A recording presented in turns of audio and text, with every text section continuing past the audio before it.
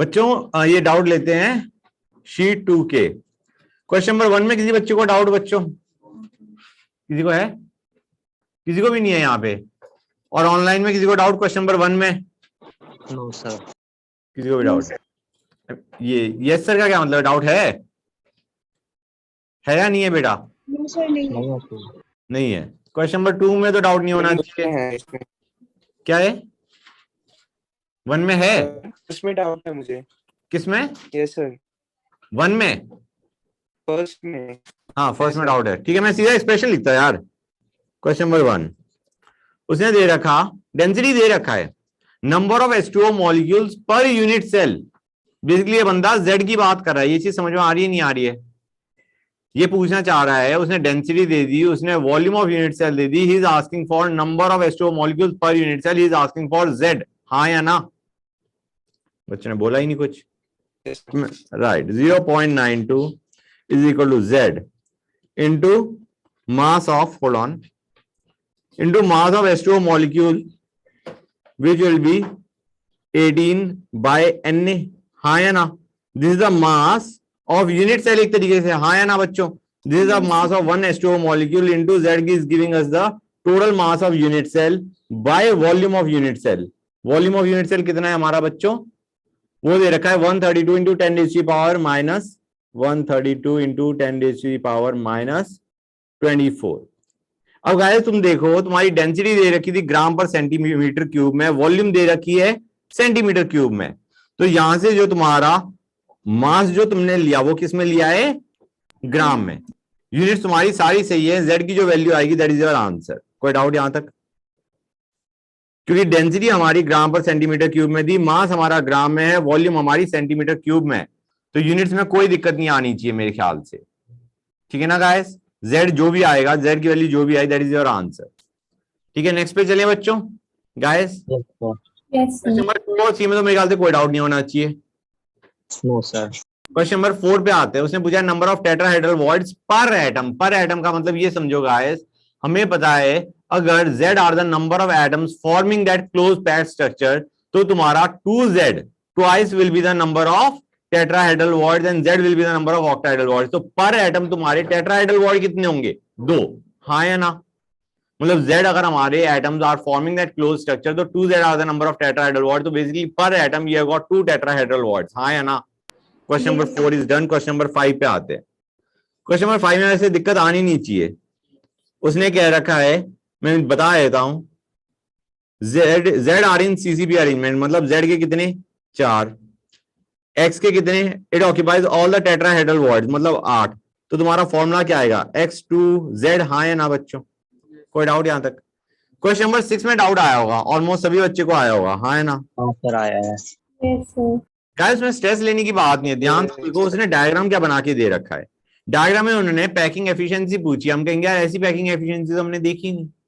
तो let us take for packing efficiency the formula enclosed area, मतलब covered area by total area. समझ में आ रहा है नहीं आ रहा है बच्चों? Covered area by total enclosed area, that is what you will get as the answer. And इसको मैं लिख देता हूं कहीं, let me write this down. covered area by enclosed area into 100। समझ में आ रहा है नहीं आ रहा है बच्चों? वो एरिया दैट इज बीन, मतलब जो तुम्हारा कवर्ड है, covered in the sense which is common to the triangle and the sphere. समझ में आ रहा है नहीं आ रहा है बच्चों? That is your covered area and enclosed area is the area of triangle into 100। That should give you the answer. अब बच्चों एक चीज देखो, जिस टाइप को तुम्हें डायग्राम दे रखा है, डू यू रियलाइज कि ऐसे मैं डायग्राम बना देता हूं यार, बनाना पड़ेगा, बनाए बिना काम। ये 7th है? ओह गॉश गाइस 6 में कोई डाउट नहीं आया हुआ? डायरेक्ट फॉर्मूला था तुम्हारा सिंपल क्यूब का। हाँ है ना बच्चों? 6 में किसी को डाउट था? No sir. ओके ये 7 चल रहा है, माय मिस्टेक बच्चों, जस्ट अ सेक।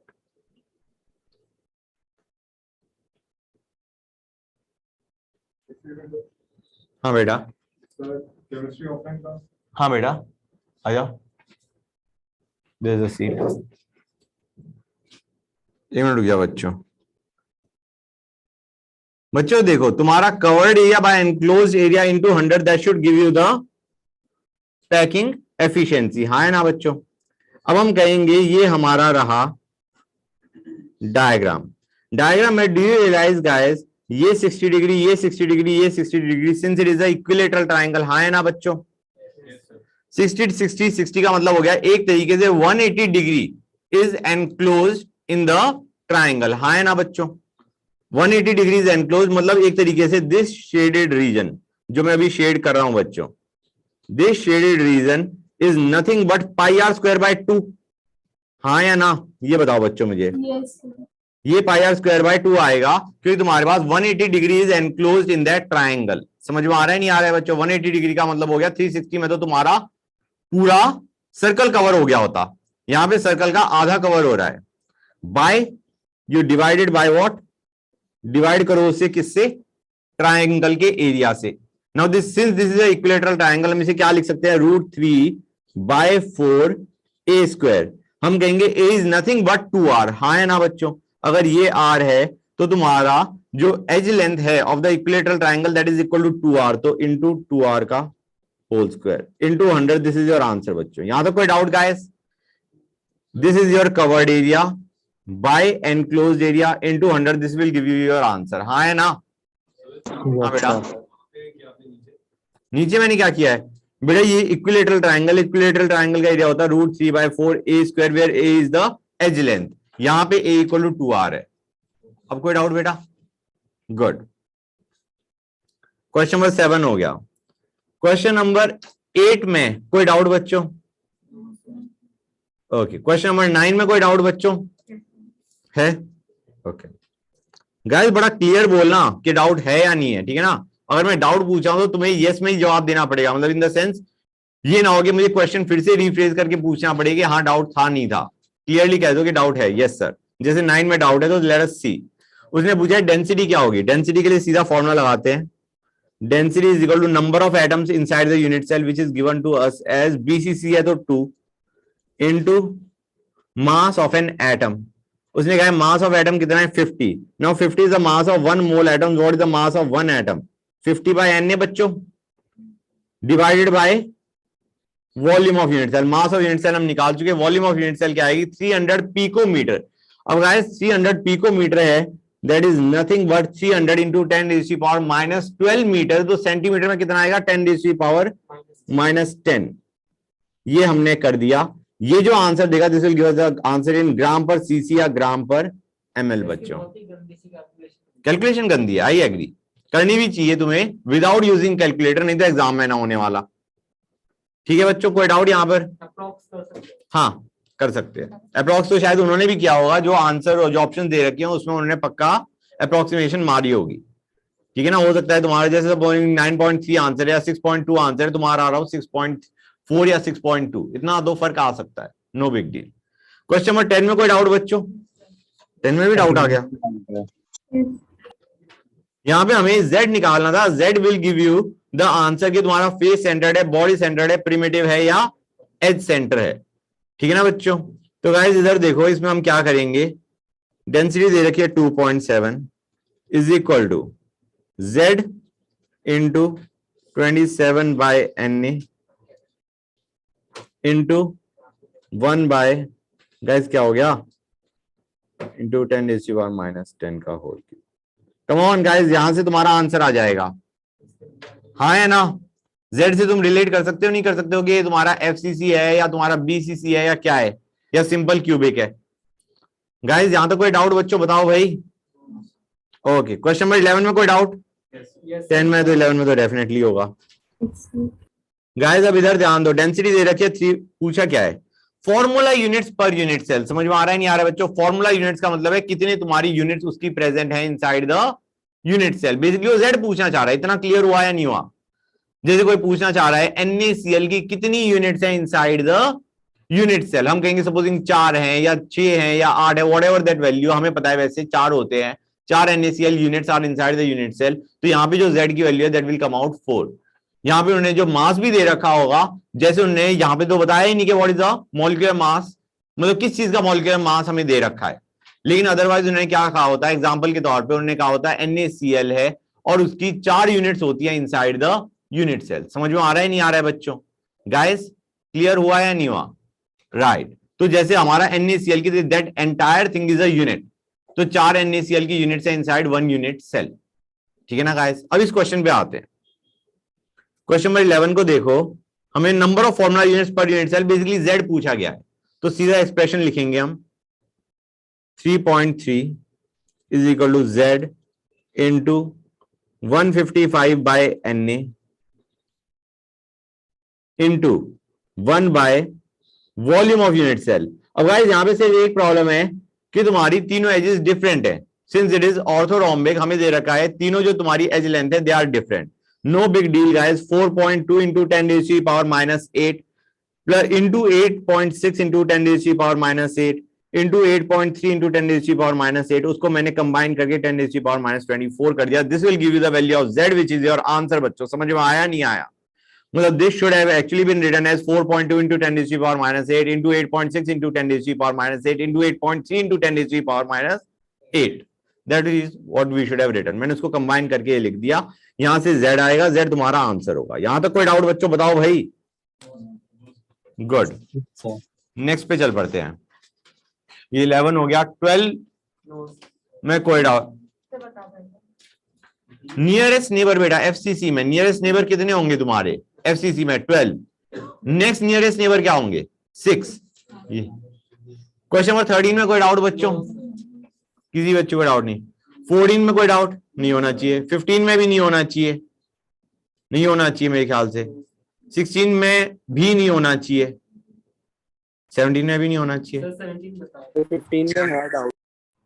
15 में डाउट है बेटा। अगर 100 एटम्स are forming CCP, question number 15 को मैं लिख नहीं रहा, मैं सीधा समझा रहा हूं, बोल रहा हूं, ध्यान से सुनते आओ।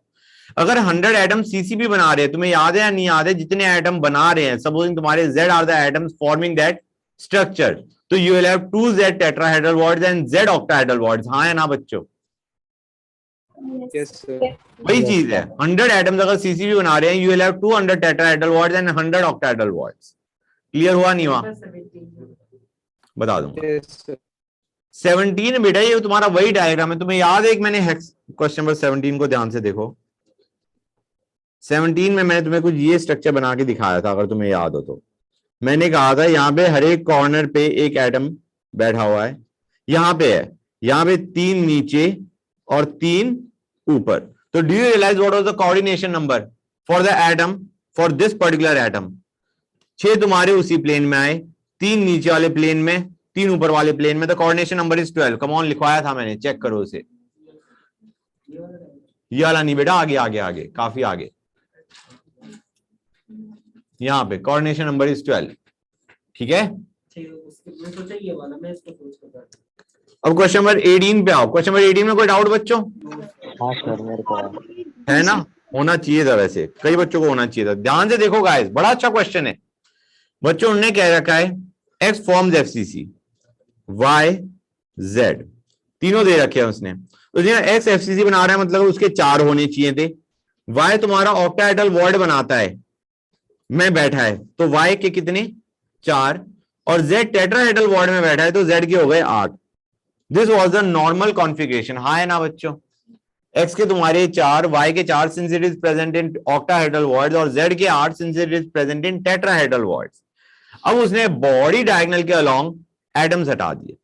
गाइस एक काम करो, थोड़ा सा है ना, एक तो मैं डायग्राम बना ही देता हूं, उसके बाद थोड़ा तुम्हारा ये हो जाना चाहिए कि डायग्राम के बिना भी कर सको। That is important. अगर हर बार डायग्राम बनाना पड़ रहा है तो इट इज अ प्रॉब्लम। ये है बच्चों, मैंने ये ले लिया, this is the body diagonal that I have taken. यहां तक कोई डाउट बच्चों? क्लियर हो गया? यहां तक हम कहेंगे बॉडी डायगोनल के अलोंग हमने सारे एटम हटा दिए। तो यार X को एक एक को देखते आओ। X कहां पे प्रेजेंट होता है बच्चों? ये हमें दे रखा है FCC। FCC का मतलब हो गया face, centre and corner. Corner हट गए? कॉर्नर हटे या नहीं हटे बच्चों?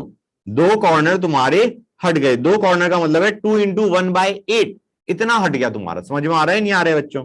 2 into 1/8 विच इज 1/4, इतना तुम्हारा हट चुका है। 1/4 atom has been removed when you remove the 2 atoms from the corners of the FCC। समझ गए? अब आते हैं y पे। y was present in octahedral wards। octahedral wards का मतलब हो गया तुम्हारा edge centre and body centre. हमने कहा यहाँ पे एज सेंटर तो कोई भी नहीं आ रहा, लेकिन this body diagonal will pass through the body centre, और बॉडी सेंटर पे पूरा का पूरा मतलब एक एटम प्रेजेंट था y का, तो will remove one from it. समझ में आ रहा है नहीं आ रहा है बच्चों? जो तुम्हारा y था that was present at edge centre and body centre, when you remove the atoms along the body diagonal the body centre atom got removed, उसका कंट्रीब्यूशन पूरा 1 होता है। I have removed 1 from it. अब आते हैं किस पे? तुम्हारे टेट्राहेड्रल वॉर्ड्स। हमें पता है ये बॉडी डायगोनल के अलोंग लाई कर रहे होते हैं। They are 2 atoms on the body diagonal. पर बॉडी डायगोनल तुम्हें पता है टोटल बॉडी डायगोनल कितने होते हैं? 4, और hence you have got 8 tetrahedral wards. 8 में से हमने 2 हटा दिए अलोंग 1 बॉडी डायगोनल। तो अब हमारे पास कितने बचे? ये बचा 15/4, ये बचा 3, ये बचा 6। अब तो हमें बस उसका एलसीएम लेके सॉल्व करना है। x15 y12 z24 which will be nothing but x5 y4 z6। this is the answer that you will get। 3 8 8 is 24। हाँ बोलो क्या? अरे वो आंसर रिवाइज में सही कर दिया है, इसका डी है, रिवाइज शीट में सही कर दिया है, उसमें था एरर। ठीक है ना बेटा? गाइस यहां तक कोई डाउट बच्चों? क्लियर हुआ या नहीं हुआ ये चीज? इस बेटा तुम्हें याद है कि हमारे बॉडी डायगोनल कितने होते हैं टोटल? 4। ये चीज विजुलाइज हो रही है या नहीं हो रही है? क्लियर है यहां तक? अब हर एक बॉडी डायगोनल पे तुम्हारे 2 टेट्राहेड्रल वॉर्ड होंगे, राइट? इतना भी दिख रहा है क्योंकि हमें बताया they lie along the body diagonal at √3a/4 distance from the corner. तो जब तुमने बॉडी डायगोनल के अलोंग एटम सारे हटाने लगे तो तुम्हारा सपोजिंग एक पर्टिकुलर बॉडी डायगोनल के अलोंग हटा रहे हो तो तुम्हारे 2 टेट्राहेड्रल वॉर्ड पे जो एटम प्रेजेंट थे वो हटा दिए।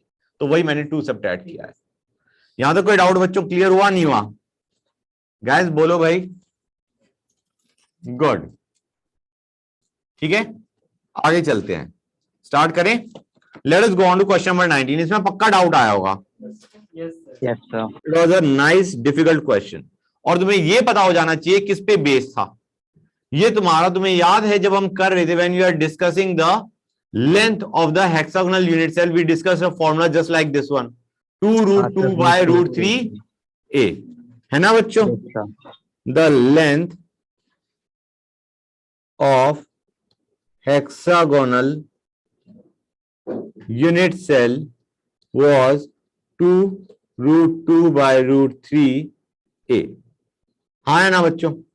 यही फॉर्मूला था, नहीं था? Good guys. अब बच्चों एक चीज देखो, पहली चीज 2√2/√3 में कितनी लेयर आ रही थी बच्चों? How many layers did you have? कोई बताएगा मुझे? 3 लेयर्स थी, हाँ है ना बच्चों? मतलब let me make the structure first, clarity रहेगी।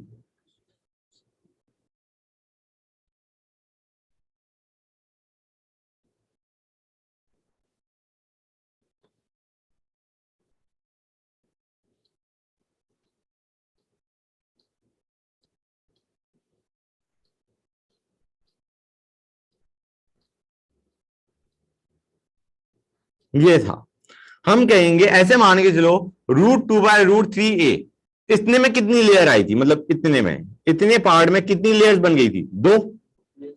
√2/√3a में इतने में 2 लेयर आ गई।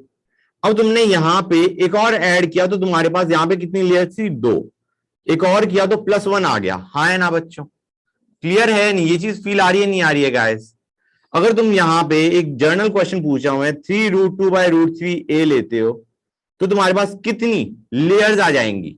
मैक्सिमम लेयर्स है गाइस। ये ट्राई टू अंडरस्टैंड, ये जो हम लेयर्स की बात कर रहे हैं इधर ध्यान से देखो, √2/√3a में तुम्हारे पास 2 लेयर आ रही है and they are just fitting in, हाँ है ना बच्चों? मतलब इससे अगर तुम थोड़ा सा भी छोटा कर दोगे तो 2 लेयर फिट नहीं आने वाली, एक ही आएगी। तो this is the maximum possible layers that you can have. तो हम कहेंगे 3√2/√3 में कितनी लेयर्स आ सकती हैं? 4 आ सकती हैं। मतलब every time you are adding √2/√3a you are increasing the layer by 1। तुम ऐसा कुछ फील कर रही हो कि जब यहां पे 1 था तो यहां पे 2 था, यहां पे तुमने 2√2/√3a किया तो तुम्हारे पास 3 लेयर्स आ गई, 3√2/√3a किया तो तुम्हारे पास कितनी लेयर्स आ गई बच्चों? टोटल 4। अब गाइस यहां पे काम की चीज क्या है, इन्होंने ए की टर्म्स में नहीं दिया, इन्होंने आर की टर्म्स में दिया। दे हैव गिवन द जो height in terms of r, तो आर के बजाय let us convert it to a की टर्म्स में देखेंगे तो इट विल बी 6.5 √2/√3a, हाँ है ना, 13/2 a इक्वल टू 2r होता है ना गाइस, समझ में आ रहा है नहीं आ रहा है बच्चों, a इक्वल टू 2r है, हम कहेंगे this is the height that is given to you. अब इसमें मैक्सिमम लेयर्स कितनी आ सकती हैं बच्चों, 7, राइट, क्लियर है या नहीं बच्चों, इसके अंदर जो मैक्सिमम लेयर्स आ सकती हैं दैट इज इक्वल टू 7, हाँ या ना बच्चों। अब तुम कहोगे सर ये कहीं ना कहीं 8 तो नहीं कर पा रहा होगा, नहीं करेगा यार, थोड़ा फील करो, अगर तुम ध्यान से फील करोगे तो ये रियलाइज 6.5 से तुम 7 पे जा सकते हो, 7.5 का मतलब 8 थोड़ी ना कर दोगे तुम, जो तुम्हारा नॉर्मल तरीका था सोचने का दैट वाज +1 कर देते हैं। अब यहां पे अगर तुम +1 करोगे 6.5 + 1 you can have maximum 7.5 layers, you will not go to 8 कि 7 आराम से फिट होगी। 7.5 का मतलब क्या है, 7 तुम्हारी आराम से फिट होगी, there be some space left on the top या at the bottom, but it is not enough to cover entire another layer, तो योर 7 इज द आंसर। ठीक है बच्चों, कोई डाउट यहां तक किसी बच्चे को? हाँ क्या, अच्छा ऊपर कर दो, ये लो, होल्ड ऑन।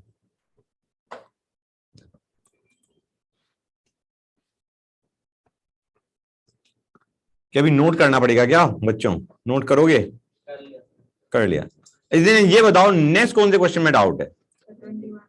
20 में किसी को डाउट है? 20 में डाउट है, ओके, और 20 बताता हूं, ओके 20 पे आते हैं सबसे पहले। गाइस इसमें पहली चीज आंसर कल दे रखा है, ठीक है, इसमें तुम्हारा ABCD होगा, ओके बच्चों। गाइस ध्यान से देखो, उसमें उन्होंने पूछा गया है what is the correct option. P1 contains no 3D voids, 3D voids तुम्हारे कौन से होते हैं? Tetrahedral, your octahedral and your cubical. तुम देख सकते हो इस डायग्राम में, जो डायग्राम तुम्हें दे रखा है, इसमें ना तुम्हारा टेट्राहेड्रल आ सकता, ना तुम्हारा ऑक्टाहेड्रल आ सकता, ना तुम्हारा क्यूबिकल आ सकता। समझ में आ रहा है नहीं आ रहा है बच्चों? By looking at the diagram you can see that. अब आते हैं P2 पे। P2 तुम्हारा क्या है? दिस इज योर फेस, ठीक है ना गाइस, ये तुम्हारा फेस आ गया, एक पर्टिकुलर फेस में हम कहेंगे यहां पे डू यू रियलाइज और नॉट गाइस कि यहां पे तुम्हारे एज सेंटर आ रहे हैं सारे के सारे, मतलब 4 एज के सेंटर कवर हो रहे हैं, तो इट कंटेन्स ऑक्टाहेड्रल वर्ड्स, हाँ या ना बच्चों? It will contain octahedral words, 4 octahedral words जब तुम इस फेस की बात कर रहे हो, दे आर बीइंग कवर्ड, समझ गए बेटा, along each of the 4 edges. अब आते हैं थर्ड पे, P3 पे। यहां पे देखो बच्चों, यहां पे तुम्हारे ऑक्टाहेड्रल एंड टेट्राहेड्रल वर्ड्स दोनों आएंगे। तुम्हारे ऑक्टाहेड्रल वर्ड्स कितने आएंगे? 3 बच्चों, ध्यान से देखो, मतलब मैं 3 में यहां पे कॉन्ट्रीब्यूशन की बात नहीं कर रहा हूं, I am just talking about the octahedral voids which are being covered. वो तुम ध्यान से देखो गाइस, एक तो तुम्हारा बॉडी सेंटर कवर हो गया और 2 तुम्हारे एज सेंटर कवर हो गए। मतलब अगर तुम्हें बाई चांस क्वेश्चन में कोई कह देता कि इस फेस के लॉन्ग मैंने सारे आइटम हटा दिए, तो तुम कितने हटाते? तुम एक तरीके से एक कंप्लीट और 2 × 1/4 हटाते। समझ में आ रहा है नहीं आ रहा है बच्चों? 1 कंप्लीट हटाए थे बॉडी सेंटर वाला और 2 × 1/4 हटाते, क्योंकि तुम्हारे पास 2 एजेस थी। समझ में आ रहा है नहीं आ रहा है बच्चों? गुड। तो in any case octahedral words में पता चल गए कितने हो गए तुम्हारे, एक तरीके से तुमने 1 + 1/2 इतने हटा दिए। टेट्राहेड्रल वर्ड इसमें प्रेजेंट है या नहीं है? डू यू रियलाइज गाइस, ये जो तुम्हारा डायगोनल हमने ले रखा है, दिस इज योर डायगोनल, हाँ बॉडी डायगोनल के अलोंग प्लेन हो गया, एक तरीके plane along the body diagonal. तुम रियलाइज करोगे इसमें 2 बॉडी डायगोनल फिट हो जाते हैं, एक ऊपर से नीचे आता हुआ, एक नीचे से ऊपर जाता हुआ। You have got 2 body diagonals over here. तुम्हारा अगर बाई चांस हमें टेट्राहेड्रल वर्ड हटाने होते along this plane, you would have removed 4 tetrahedral voids. समझ में आया नहीं आया बच्चों? So in any case, P3 contains both octahedral and tetrahedral words. All of the statements are true. Done. Okay बच्चों? Question number 21 में कितने बच्चों को डाउट है? Yes sir है। ओके, फॉर्मूला देखते हैं गाइस। डेंसिटी को पहले kg/m³ से late us convert to g/cm³। ये आ गया बच्चों। अब इसका फॉर्मूला क्या होता था, कोई बताएगा मुझे? तुम्हारा डेंसिटी का formula in terms of packing efficiency and radius of atom क्या होता था? m0/na into packing fraction by volume of, not unit cell बेटा, volume of that atom, 4/3 pi r cube। तो हम वही करने वाले हैं बच्चों। यहां पे हमारा आ गया, उन्होंने मास ऑफ वन एटम पूछा है, हम कहेंगे let the mass of one atom be m naught divided by na कर दिया। गाइस ये चीज मैंने तुम्हें बताई थी, चलो मैं पहले मैं एक्सप्रेशन लिख दूं उसके बाद बताता हूं। पैकिंग एफिशिएंसी दे रखी है 0.68 by 4/3 pi r, r will be basically 2.86 का हाफ विच इज 1.43 इंटू 10⁻⁻8 का होल क्यूब। ये हमारा यहां से जो m नॉट की वैल्यू आएगी that will be your answer. बच्चों ध्यान से देखो, उन्होंने जो आंसर मांगा है वो मांगा है AMU में, AMU में और तुम्हारा ग्राम में कोई फर्क नहीं, क्योंकि जो वैल्यू है numerical value that remain same, 16 AMU 16 gram. It basically means they both of them mean the mass of oxygen. एक mass of 1 mole oxygen atom की बात कर रहा है, एक मास ऑफ 1 ऑक्सीजन एटम की बात कर रहा है। तो हम क्या करेंगे, let us find out the mass in grams, then all we have to do is change the unit from gram to AMU। तो हमें वैल्यू एक्चुअली चाहिए atomic mass of that particular element, right, जो कि तुम्हारा actually क्या है m not. बच्चों तो हमने क्या किया, density is equal to m naught by na। N तुम्हें वैल्यू डालनी पड़ेगी गाइस, तुम रियलाइज करोगे बहुत अच्छी वैल्यू आएगी, क्योंकि यहाँ पे 10⁻23 है, यहाँ पे 10⁻⁻24 है। बेसिकली 10 से न्यूमरेटर मल्टीप्लाई हो जाएगा, हाँ है ना बच्चों। यहां से m नॉट आ जाएगा, you will get your answer from here. m not is what they have asked, ठीक है ना बच्चों। कोई डाउट यहां तक? 22 में डाउट? 22 अगर तुम ध्यान से देखो तो तुम्हारा ये वही चीज है जो 21 में था, कोई ज्यादा खास फर्क है नहीं बच्चों उसमें। अच्छा गाइस एक चीज और, 21 का दूसरा तरीका तुम्हें समझ में आ रहा है नहीं आ रहा है, या दूसरा तरीका भी बताऊं? दूसरा तरीका क्या है बच्चों, ध्यान से देखो। 21 का दूसरा तरीका उस पे बेस्ड है कि तुम्हें ये पता चल जाए ये पैकिंग एफिशिएंसी किसकी थी, किसकी थी बच्चों, ये है तुम्हारा बीसीसी की। बीसीसी की 0.68 आती है। तो हम क्या कहेंगे, सीधा हमने z की वैल्यू उठा ली 2। z क्या है बच्चों, number of atoms inside the unit cell is 2। अब उन्हें closest distance between neighbouring atoms 2.86 angstrom दे दिया। उन्होंने r की वैल्यू में दे रखी है 1.43 इंटू 10⁻⁸ सेंटीमीटर। हम यहां से r से a पे जाएंगे, हमें चाहिए volume of unit cell. Volume of unit cell के लिए what we need is the edge length. हमें पता है क्योंकि बीसीसी है, इसका मतलब वी कैन इजीली से 4r will be equal to √3a। यहां पे r की वैल्यू हमें पता है, r से हमने a निकाला and now will use the formula बच्चों। 8.57 is equal to z into m naught by na by volume of unit cell which will be what, a cube. समझ में आ रहा है नहीं आ रहा है बच्चों? a तुम निकाल चुके हो using the relation 4r equal to √3a। हमें पता चल गया है कि किस टाइप का यूनिट सेल है। It is all based on the fact कि हमें पता हो जाना चाहिए किस टाइप का यूनिट सेल है, ताकि हम z भी निकाल सकें और तुम्हारा एज लेंथ भी निकाल सकें ऑफ द यूनिट सेल, ठीक है ना guys. But the above formula I think is preferable, हाँ है ना बच्चों। 22 पे आते हैं। 22 is just a similar type of question. उन्हें रेडियस ऑफ एटम दे रखा है, पैकिंग फ्रैक्शन पूछा गया है, डायरेक्ट फॉर्मूले में पुट करो, you will get your answer. Density is equal to 100 by na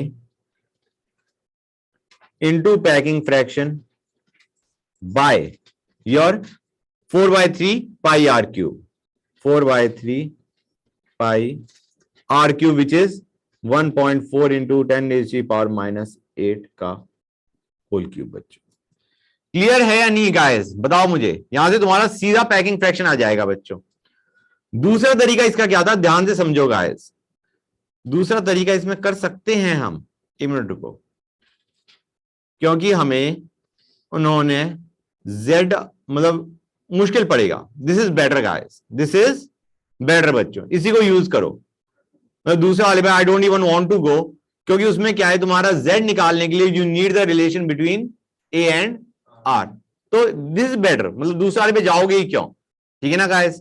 use this formula to get your answer. अभी बताओ 23 में कोई डाउट बच्चों? 23 में कैसे डाउट आ गया बच्चों? ने कह रखा है एवरी एटम और ion that forms the FCC unit cell is surrounded by. अरे ये तो बड़ा अच्छा क्वेश्चन है गाइस, ध्यान से देखो बच्चों। थोड़ा एक काम करते हैं, ऊपर से ना मैं एक इमेज उठाता हूं, नहीं कोई फायदा ही नहीं है, मैं बना ही लेता हूं, that would be better guys, just a sec. ये ऐसी चीज है जो आज ही क्लास में हमें हेल्प करेगी, या रेदर अगर हमने आज ही क्लास के बाद इस क्वेश्चन को करा होता, it would have been better. Anyway अभी करते हैं गाइस। एफसीसी दे रखा है, मतलब atom is present at corners and face centre. हमने कॉर्नर वाला उठा लिया, कन्वीनियंस सेक के लिए हमने कॉर्नर वाला एटम उठा लिया। वो पूछ रहा है वो कितने टेट्राहेड्रल वॉइड्स और कितने ऑक्टाहेड्रल वॉइड से सराउंडेड है। हम कहेंगे ऑक्टाहेड्रल वॉइड कहां पे होते हैं बच्चों? When he is talking about tetrahedral and octahedral void, he is talking about the closest octahedral and tetrahedral void. हम कहेंगे कॉर्नर पे है, इसके क्लोजेस्ट कौन सा होगा? एज सेंटर वाला। अब तुम रियलाइज कर सकते हो नहीं कर सकते हो guys, we will have total 6 बच्चों, राइट? फील आ रही है नहीं आ रही guys? This is surrounded bye 6 octahedral void। जहां तक कोई डाउट गाइस? गुड। अब टेट्राहेड्रल वॉइड देखो, टेट्राहेड्रल वॉइड हमें पता है बॉडी डायगोनल के अलोंग कहीं ना कहीं यहां पे लाए करता है, हाँ है ना बच्चों? This is the tetrahedral void. पहले ये बताओ बच्चों, ये कॉर्नर कितनी यूनिट सेल से सराउंडेड है? मतलब थोड़ा सा, या तो तुम डायरेक्टली बोल दो, बट डायरेक्टली बोलने के बजाय आई वुड सजेस्ट कि तुम एक बार विजुलाइज करके देखो। 8, 4 नीचे 4 ऊपर, एक कॉर्नर को देखो, उससे 4 यूनिट सेल नीचे होंगे, ठीक है ना गाइस? टोटल 4 यूनिट सेल नीचे और 4 ऊपर। गाइस ये फील आ रही है नहीं आ रही है बच्चों? Please let me know. यहां पे 4 यूनिट सेल नीचे हो गए, 1 2 3 4, 4 नीचे और 4 ऊपर। ये चीज समझ में आई नहीं आई बच्चों, ये बताओ मुझे। Yes, sir. तो बेसिकली डू यू रियलाइज, और हमें पता है टेट्राहेड्रल वॉइड तुम्हारा कहां होता है? कॉर्नर से √3a/4 डिस्टेंस पे अलोंग द बॉडी डायगोनल। मतलब डू यू रियलाइज गाइस, अगर ये कॉर्नर है तो तुम्हारे 4 नीचे जाएंगे टेट्राहेड्रल वॉइड्स, और ऐसे ही 4 ऊपर होंगे। Are you able to get it और नॉट? 4 टेट्राहेड्रल वॉइड, ये हमारा कॉर्नर एटम है, this is your corner atom. Corner atom के लिए तुम्हारे 4 टेट्राहेड्रल वॉइड्स नीचे होंगे इन 4 डिफरेंट यूनिट सेल्स, और 4 टेट्राहेड्रल वॉइड ऊपर होंगे इन 4 डिफरेंट यूनिट सेल्स।